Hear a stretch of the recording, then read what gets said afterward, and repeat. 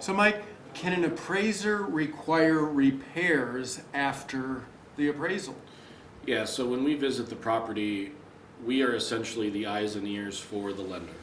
And so when we go in and there are true safety related concerns with the property, we do have the ability to report those within the report and require them to be fixed or remedied. Most common, those are probably the chipping or peeling paint, handrails.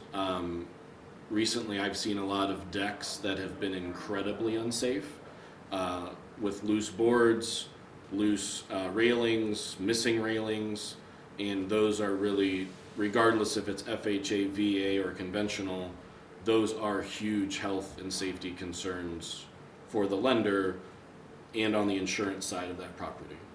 Okay, so let's just say you do require some repairs. The homeowner makes the repairs. Does the appraiser have to come back out for a re-inspection? I know that costs some money.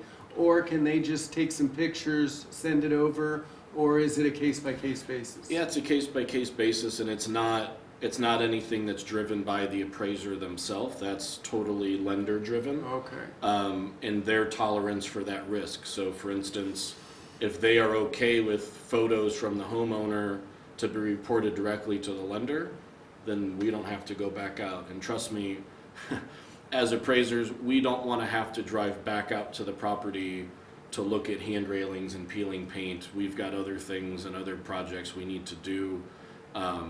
So it's not like appraisers are out there looking for items to have to come back and re-inspect. Yeah, the re-inspection fee is minimal. It's not like a profit center. Yes, no, not at all. Okay.